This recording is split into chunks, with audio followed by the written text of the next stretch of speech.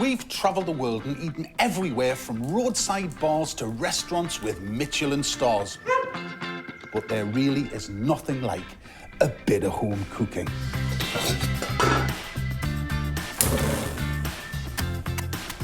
Coming into a warm kitchen filled with the aroma of a tasty meal bubbling away. It's one of life's great pleasures.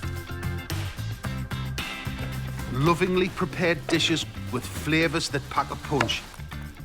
It's the perfect way to put smiles on the faces of your nearest and dearest.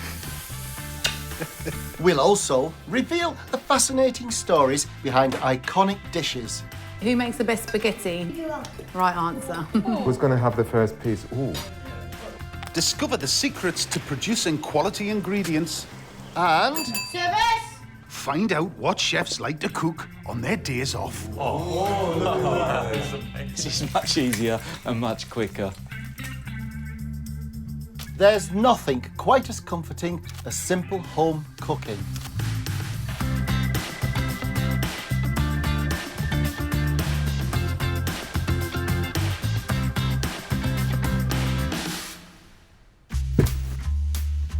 Today, dishes you might find down your local. Hearty and warming, with a fresh take on a traditional pud. And new ideas for familiar favourites. We're talking pub grub. You know, there once was a time when you went down the rubber-dub-dub, but the last thing you got was a plate of grub, wasn't It's it? true, yeah. It was. Yes, it was a bag of crisps and that was it. Pub food has come on leaps and bounds. From your humble backstreet boozer to your Michelin-starred kind of gastropub. Yeah. But fish cakes, of one form or another, has always been on the menu of both. They have.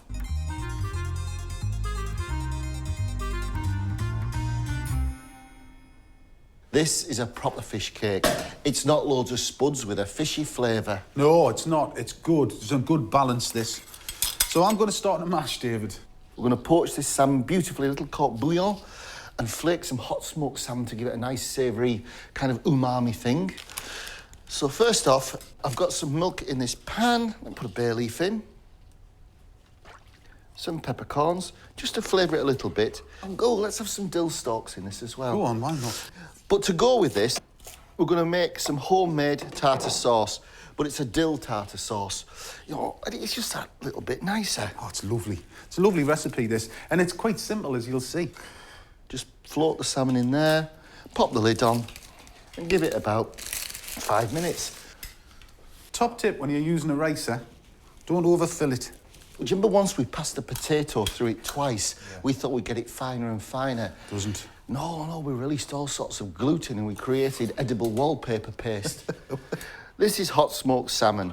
Lovely flaked on a salad, but it can be quite salty, which is why we'll taste the mixture before we do it and just kind of flake it up a bit. I'll pop that in there. You know, people often ask, where did you two meet? But we met in a pub. We did. It was brilliant. We were both working on a Catherine Cookson drama, and we were crew. And you were in your 20s, I was in my late 20s. And I saw this tall, old hippie standing by the pool table, and everybody was there. It was like, you know, they're all television people for lunch and that. And they said, oh, I just have the spritzer and the, you know, like vegetable sandwich. And he said, Julian, what's the curry? I'll have that and an armbread eye and a pint of this. And I just said, well, I'll have what he's having. So then joined in the pool and been friends ever since. That was it.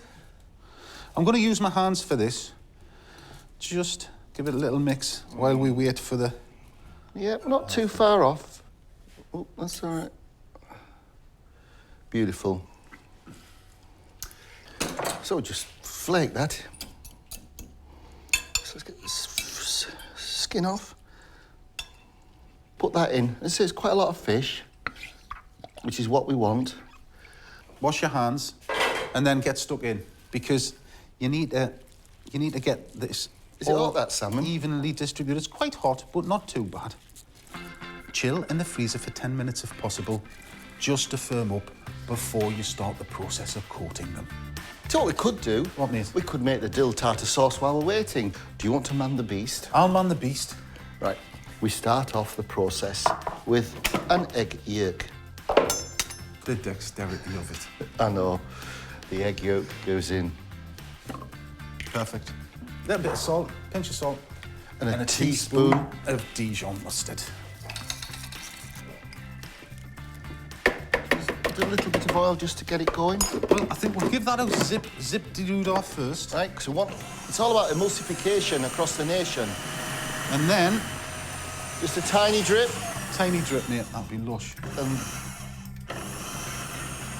The trick to making mayonnaise, or indeed tartar sauce, is this endless, relentless, gentle stream of oil.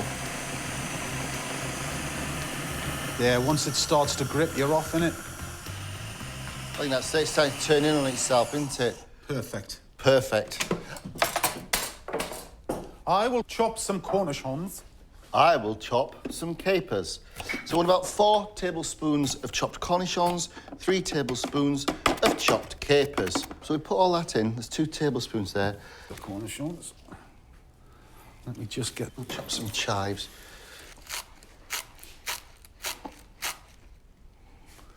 Oh, lovely. No, that's what I call tartar sauce. That is tartar sauce. Thank you, man. Oh, that's perfect, dude. Oh, yes. Oh. Oh, yeah. Well, we'll just put this in the fridge and it'll be ta-ta, see you later. Fish cakes. Yes. The time has come. It certainly has. Got some flour. And this is what everybody calls panning, which basically means put it in crumbs. We're using panko bread crumbs, you know, like the Japanese ones. Do you know, in a funny sort of way, I quite like those orange bread crumbs that my mum used to use. Yes. They're not right, but do you know what I mean? They're ornamental. So, to form your fish cakes, just take some of the mixture and then just push it together in your hands. Get some heat. And we want the fish cakes to be golden. And the trick to that is to put some butter in with the oil. Pat them out. Nice and gently. So we dip it in flour, in egg, sure it's nicely coated, and then in the crumbs, and really dredge it. And just float it into the oil and butter and repeat. If some children are a bit odd about fish, somehow they don't see fish cakes as being fishy. Yeah, they don't see them as intimidating at all, do they? Nah. It's an easy eat, that's why, and that's a good thing, you know. That's why you want to get your kids into eating fish cakes, because eventually their palate will develop for the taste of fish. And we're an island race, and we should be eating more of it. Let's make it generous, you know, so that sort of pub, the sort of pub that's got that bearded, jolly landlord that's full of bonhomie and you get good portions. Absolutely. Aye.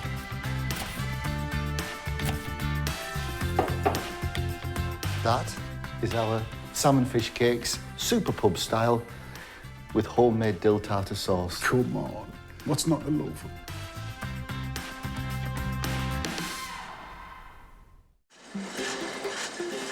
The secret to creating delicious comfort food is using the right ingredients.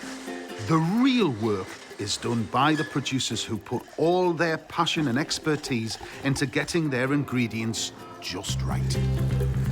My name is Will Hartley. I'm the head brewer at Wiper & True. Wiper & True is based in St Werburgh's in Bristol. We produce a number of different beer styles. Bristol's got a really good tradition for brewing darker beers, both stouts and porters. Today we're making a plum pudding porter, and that all starts with the malt, mashing in. Bringing the bags of malt into the building and loading them up. It's quite hard work. We weigh out the malts individually. There's a different proportion of each malt going in, so there's a lot of manual labour involved at that point. This is the mash tun. We pour the malt into the auger downstairs, and that comes up this feed and pours in through there. This set of pipework carries hot water. Brewers call this liquor. That liquor will mix with the grain as it falls through. Porter is a workers' beer, just as cider would refresh the field workers of the West Country. Porter would nourish and keep going the port workers in London back in the day. Our plum pudding porter is inspired by wintry desserts, a real exploration of what dark, full, rich fruits can bring, and so we designed the recipe to bring out the best in those flavours. We're pouring out our hot wort from the kettle. It's our lovely sugary liquid. We're just putting enough in there to cover the fruit so we can then mush it all up, get as much flavour out as possible, and then we're going to add it back in.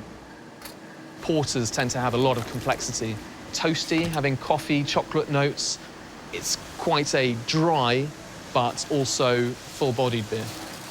To the boil, we also add hops for bitterness, flavour, aroma. This is Bravo, it's fantastically fruity hop, full of berry and citrus flavours. It's a really, really lovely variety, especially in a darker beer. See how it just falls apart. The aroma that's coming off of those is amazing. Brewing has a number of different processes involved, and each one of those processes has a whole number of different variations, starting from recipe design to the final product. There are pretty much infinite variations and combinations. That's why we always like experimenting with beer. We feel as though there's always something to experiment with and always something to tweak or change. Okay, so now we've finished the boil, we've got all the flavours in there that we want. Now we just need to chill it and transfer it into the fermentation vessel. Once it's in there, we can add our yeast. Beer will stay in there for about 3 weeks. From this point onwards, it's up to the yeast to do its thing. We keep our yeast alive from batch to batch. So what we'll do now is take the yeast out of one fermentation vessel, we'll put it in a bucket, and then we'll pour that into today's brew. The yeast will eat the sugar, and it will turn that sugar into alcohol and carbon dioxide. We want to be very careful not to introduce any other foreign yeasts or bacteria at this stage. This will sit in the fermentation vessel for about 3 weeks, in which time the yeast will be eating those sugars, and at the end of those 3 weeks, we should have a finished beer. We've brewed this beer a couple of times before. I think we can be fairly confident we know what the yeast is going to do, so I'm quite excited about it. It's when you're brewing a beer for the first time and you've never brewed it before, you kind of don't, you can never be too sure about what you're going to get. Brewing certainly is a labour of love. While I'd probably side on the side of being more scientific, I do feel as though brewing's the perfect balance, for me at least. You can be doing data entry and working on graphs 1 minute, and you can be tasting different ingredients and thinking about recipe design the next. It's fantastic. Porter's special because it's got these amazing, deep, rich tones to it. It goes with so many different foods. Dark meats, gamey meats, barbecued, char-grilled meats. It also goes really well with kind of chocolatey desserts. It's incredibly versatile, and it's all because it's got this luscious, deep richness to it. Porter was one of the first beers we made, and so it always feels very special to be making another batch of porter.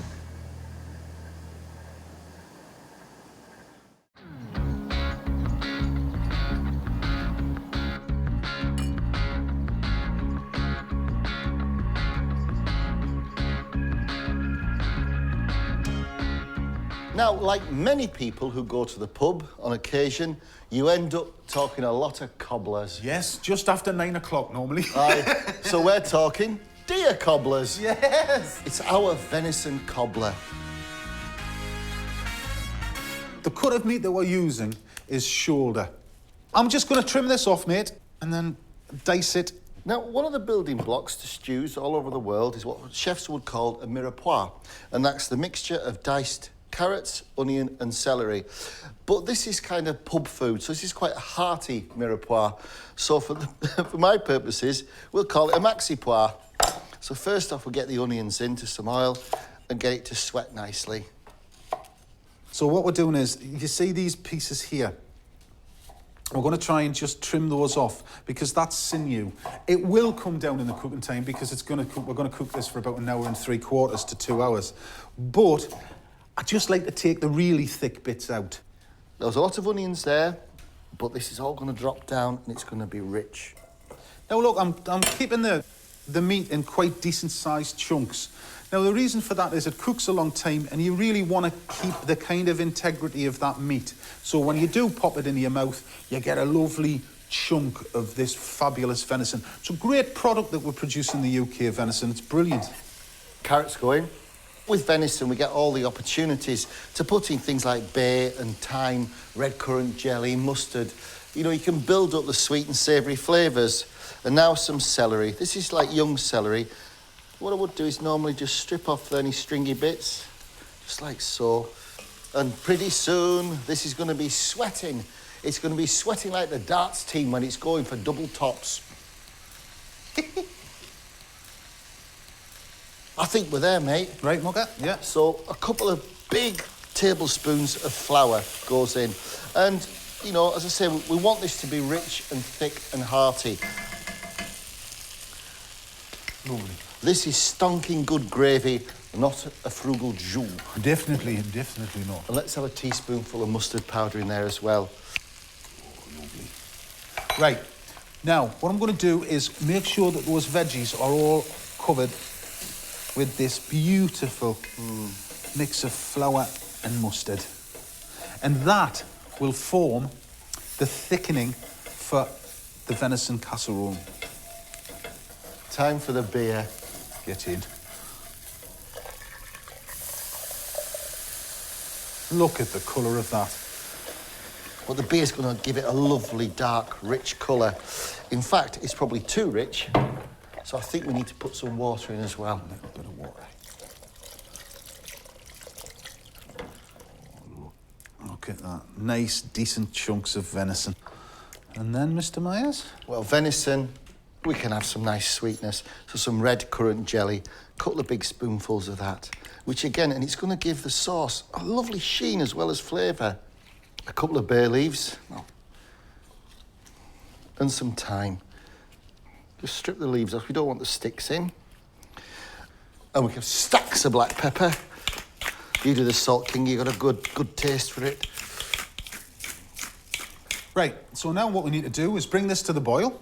And then we'll put it into a preheated oven at 180 degrees Celsius for a fan oven, and we'll leave it there for about 1 hour and 3/4 to 2 hours. Right, let's get it in then, eh?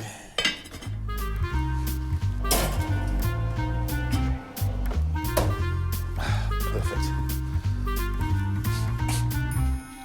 The cobbler. It's the scone that thinks it's a cobblestone. It does? It does. We start off, I've got some self-raising flour in there, and we're rubbing the butter. There's something nice about that, and then getting your hands in, dude, isn't Oh, I remember my mother doing this. it? Now, listen, what do you fancy? Should we keep them plain, or should we put something in them? You can do what you want, but it's got to complement the dish. Rosemary. We've got some there. Let's have it.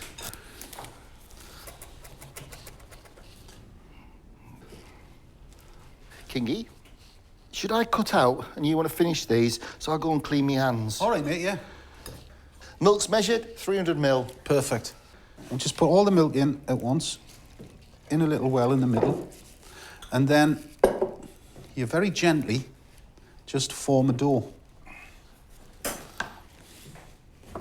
Oh, this dough is coming up really nice, man. It's so light and springy, really good. Beautiful. There you are, Mugger. Thank you. And we just pat this. And, you know, for scones, we really wouldn't roll it out. So I'm gonna kind of break the habit of a lifetime, but just do it quite gently. We don't want to overwork your dough. That has dropped, hasn't it? Beautiful. Oh, gosh, it's fruity, it's rich. The porter, the beer, really has added something to that. You can taste the yeastiness to it. Tell you what, though, a little bit of lemon juice, Yeah. just to bring that richness up a little. You need the lemon juice as well to cut through the sweetness and also the maltiness.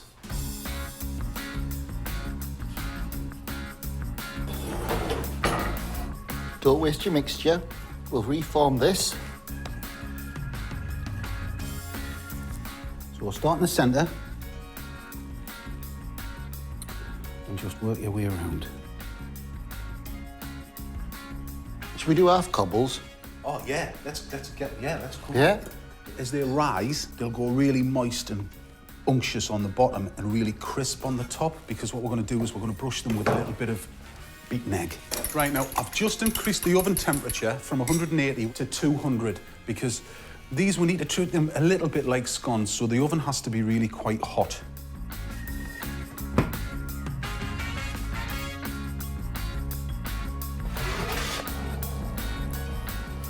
Look at that.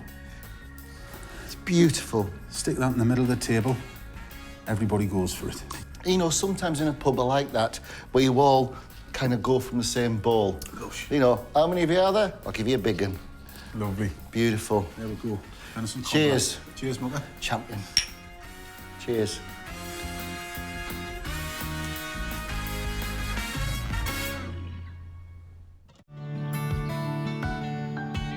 Every dish tells a story. It may be about the ingredients that define it, the memories it evokes, or the people who created it. This is the story of Pete Tiley's ham, egg and chips. My name is Pete Tiley. I'm the landlord of the Salutation Inn. Well, I grew up in Gloucestershire. I grew up just down the road. I ended up working in London for 8 years as a telecoms business analyst. It kind of wasn't quite what I wanted to do. I really loved pubs and beer, and so really kind of wanted to get into the beer and pub industry. My dad, who still lives in the area, phoned up and told me that the Salutation was up for sale. I quit my job and left London and, yeah, bought a pub. I always wanted this to be the very best pub that I could possibly create. I wanted it to be a traditional pub, which kind of reflects traditional pub values and traditional food and drink, specifically of the local area of Gloucestershire.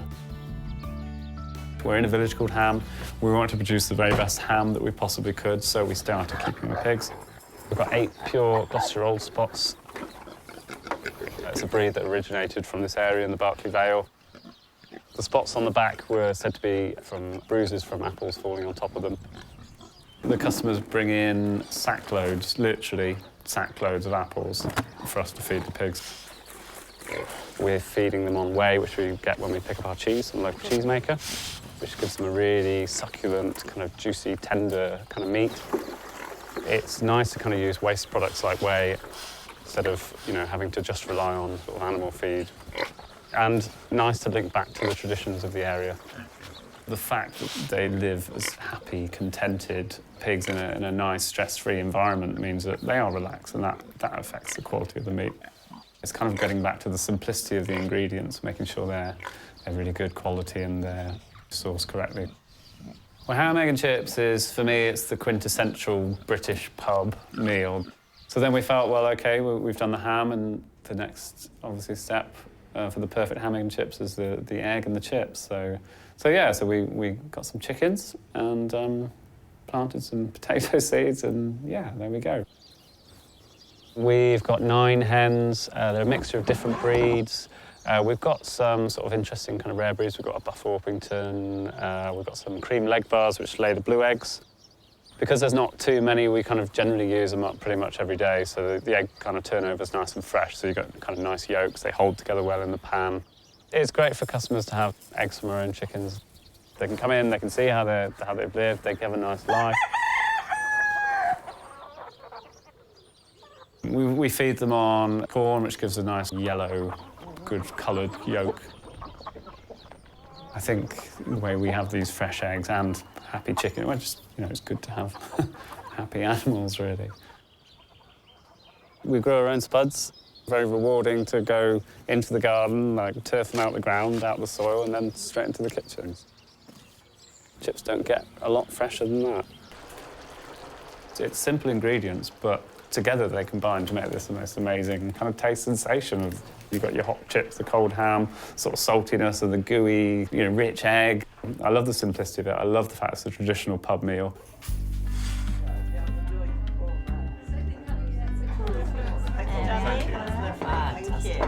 It's nice to eat food that's grown, reared, cooked just a couple of miles from where you live. It's lovely. The taste is great. The taste really comes through. And you know what you're getting. You absolutely know, because it's produced just over the road. This food has flavour. I wouldn't even attempt to find food because I couldn't. The pub is incredibly well supported. The locals that come here are kind of the nicest people that you will ever meet. We've had People help paint our Skittles alley. We've had locals build benches for us. When I first moved in, people were donating furniture just for myself and my wife because we didn't have any furniture when we moved in. So yeah, we've had a tremendous amount of support. We're very lucky.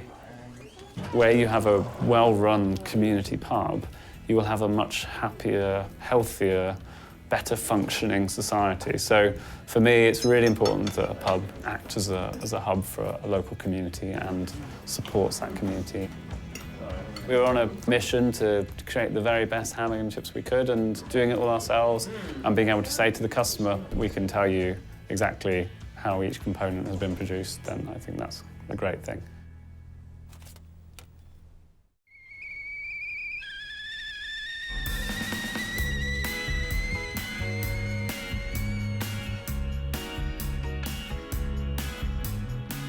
There was a pudding that we all loved as children that did make its way into the pubs, and that was...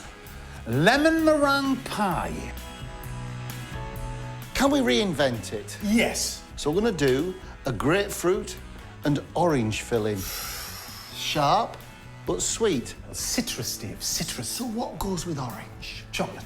Right, so we start with a chocolate pastry, grapefruit and orange filling, with a hazelnut meringue topping. That should be the ultimate meringue pie. It should be, but this is the first time we've cooked it.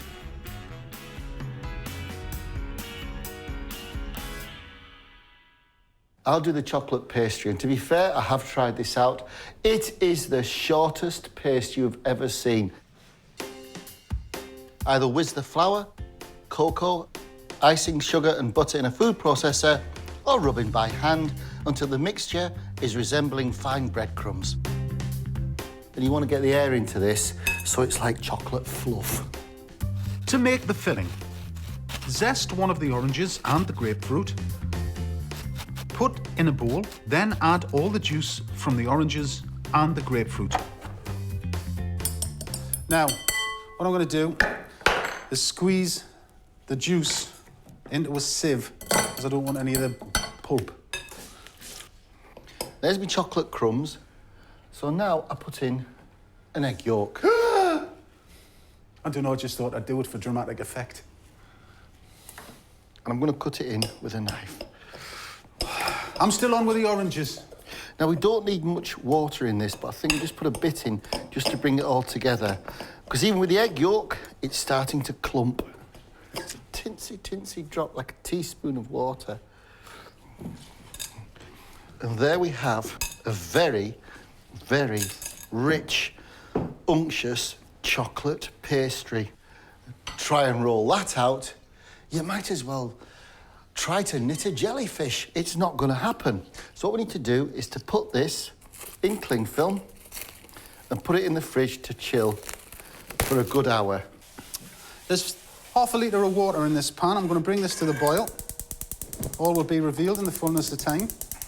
We've got the zest of one orange, the zest of one grapefruit, the juice of 3 oranges and the juice of 1 grapefruit. This is corn flour, and I'm just going to whisk it into here, and you just keep whisking until you've got, well, a really, really thin paste. Now the pastry has chilled. Put a bit of flour down. Roll it out, beautiful. At the minute, it looks as though you could sole your shoes with it, but it's going to come right. It's nice. It does need to be this cool, or else you wouldn't have a chance of getting it rolled out. Now, this is a non-stick, loose-bottom baking tin. Do I trust it? Do I heck? But I'm going to either put butter, a little bit of this spray. It's good stuff, that, because it gets into all the crevices and nooks and crannies, doesn't it? Yeah, yeah. Now just put that there. Plop your pastry over, your chocolate pastry, and work it into the tin. Then line and fill with baking beans. We use cling film. It works well. Bake in the preheated oven for 15 minutes. Then remove your beans and bake for a further 5 minutes. Bring 500 millilitres of fresh boiled water back to the boil in a saucepan. Then whisk in the citrus and cornflour mixture. Stir over a medium heat until the consistency of a thick custard. remove from the heat. Beat the egg yolks and sugar together.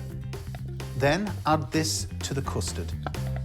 It's started to cool. Now, what I'm going to ask Dave to do is just dribble that in while I'm still whisking it. It's quite thick, isn't it? It is quite thick. And you see how it's changed colour? Lovely. And this is the custard that is the filling for our meringue pie. So don't forget, the next tip is we've got to let that cool. We want to get some cling film. Put it over the top, but make sure it touches, because don't forget, we don't want a skin forming. Oh, marvellous. Oh, wow, looks great, doesn't it? Yeah, and what's happened is the pastry is so rich that it's actually kind of, you know, the excess has just fallen off. Take a knife round there. Oh, look at that. Beautiful. Right, while you're making the meringue... Loose bottomed. Got it. Well, yes, yes, can you imagine? While you're making the meringue, I'll fill this beautifully made case. And look, no skin's formed, because what did we do? We put the cling film on, didn't we? Right, 4 egg whites go into the bowl. We mix the 4 egg whites to soft peaks.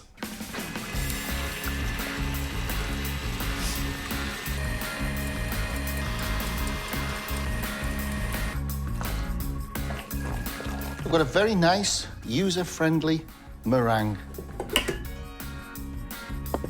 Finally, fold in the toasted hazelnuts. Pipe or pile the meringue over the filling.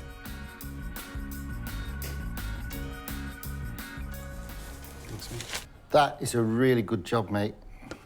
I've turned the oven down to 180. Yeah. So just pop that back in the oven for how long? 20 minutes.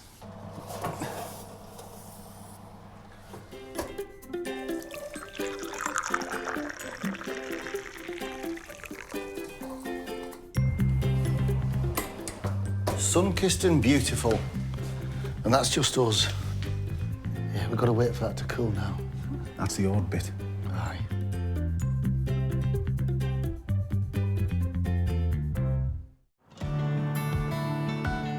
Britain has an army of creative chefs who day after day send out sensational dishes to customers in their restaurants. They work long hours toiling over their stoves. But at home, what's their idea of comfort food? My name's Tim Denny. I am chef proprietor of the Historical Dining Rooms and the Star and Dove in Bristol. The food at the Historical Dining Rooms is taking old British recipes as far back as the sort of 1200s, all the way up until the Victorian era, making modern interpretations of these dishes. Sometimes they just need that little bit of elevation just to sort of really sort of bring it up to date. We wanted to cook just British food, but we had to sort of look a little further back than post-Second World War. People think if food was bad in the 1950s, it must have been even worse in the 1850s, but that really couldn't have been further from it. Over the centuries, a lot of Europe was looking to Britain in terms of the way they cooked and the grandeur of the spectacle. Our herb garden is absolutely integral to what we're trying to accomplish here. A lot of these herbs, they are forgotten herbs. Quite a lot of them are just actual general weeds. You can pretty much forage them throughout the whole of Britain. When you pair them with certain ingredients, they taste absolutely stunning, and there's absolutely no reason why they shouldn't be getting used. There's nothing I love more than discovering a new recipe within an old historical cookbook. Some of these dishes are so almost like timeless. There's things like Parmesan ice cream and foie gras ice cream. All these different things that would be deemed as a sort of a very sort of modern Michelin-style restaurant. These have all been done before. Our appetizer is a cucumber ice cream, which is flavoured with cognac and pistachio. And once it's balanced right, it's absolutely delicious. Food's my life. When I'm not working in the kitchen, I'm going home to cook. My influences at home would ultimately be Spanish food. I believe Spain to have one of the best cuisines in the world, from its top restaurants all the way down. Typically, when I'm at home, I like to cook sofri paella, which translates to a country fry-up. It's a very sort of rustic dish from the island of Ibiza. It's a one-pot wonder, so it's starting with the garlic and then you have the peppers, and then there's sobrasada, which is a type of soft-cured sausage, and then you've got lamb, chicken, potatoes, all fried together. All the sort of meats you sort of generally get in these sort of rustic places in Spain. It's all on the bone, so that's why I've kept it. It's good enough for them, it's good enough for me.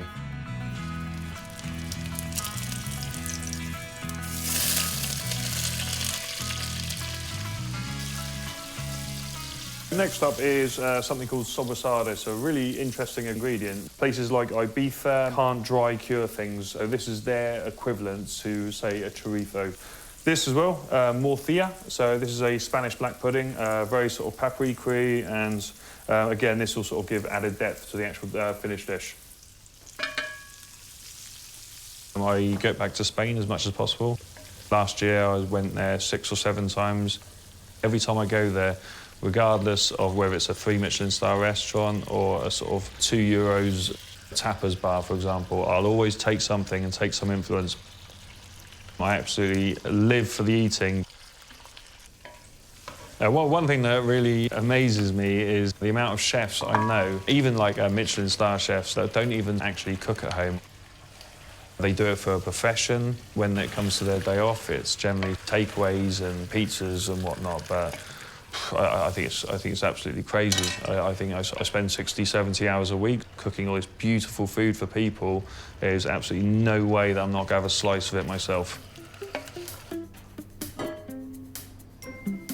Good thing about this dish, I mean, you can use it in terms of leftover roast meat from your Sunday dinner. To my mind, some of the greatest dishes on earth are from leftovers. So that is a country fry-up, or a sulfuri paez. Very short, very sweet, absolutely delicious. Good flavours, good ingredients.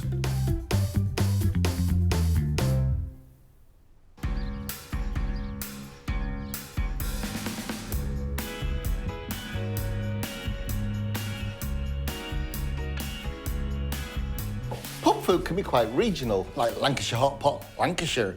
But for this one, we're going to introduce the nation to the Parmo. The Parmo is this kind of chip shop / pub kind of guilty pleasure, which is the national dish of Middlesbrough. It is! I know! It originates as chicken parmigiano. Look, we're having to, like, you know, like, chef it up a bit. Yeah, because quite frankly, a few of the Parmos that we've had there would kind of put you in hospital in 2 weeks.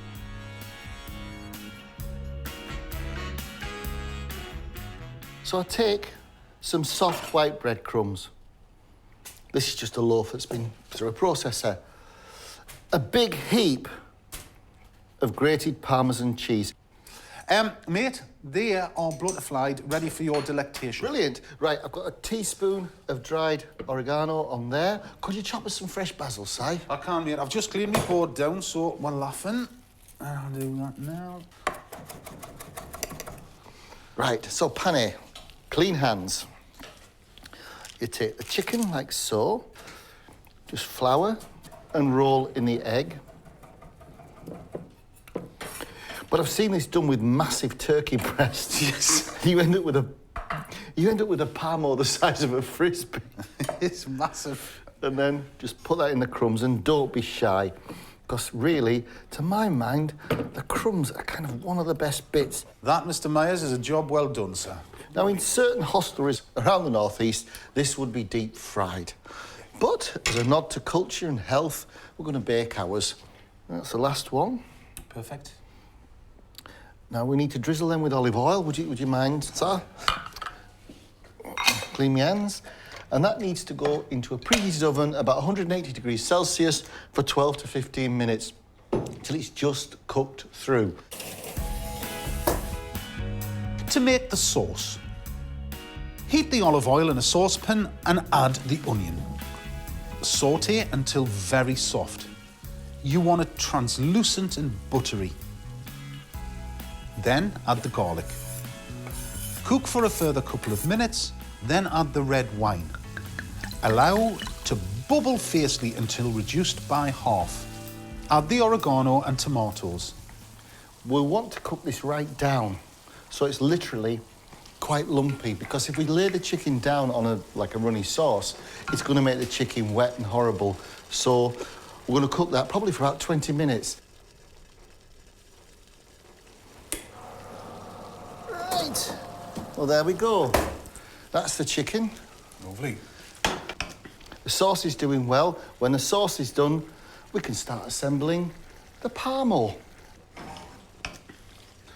Look at the consistency of that. Guys. Beautiful. Right. Really, really rich. Perfect. Time to build the Parmo. So I'm going to just put that in the bottom. Parmos go on the top, cover in mozzarella, and then we stick it in the oven. Now, we're doing triple cooked chips, which seem to be all the rage in pubs these days. And this is our foolproof method. What we've done is, these are relatively chunky chips.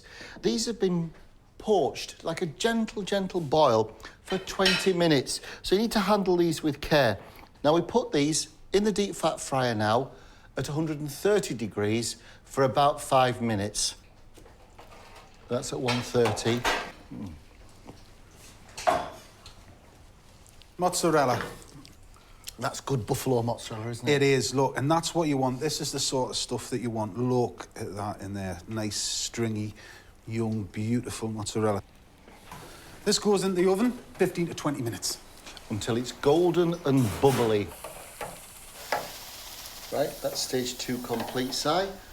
So I'll let them rest and I'll turn the fryer up to 190. Don't leave your chip pan unattended. I'm just going to sit there and keep an eye on.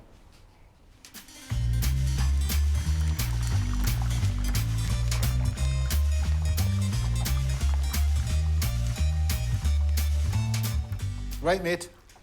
You have your 2-minute warning. Right. You will have triple cooked chips in 3 minutes. So this is stage 3. This is the trip in triple. Hello, you lovely Parmo. Oh, look at that. Get in the back of the net. Fryer off. Oh, listen to that. It's like a set of maracas.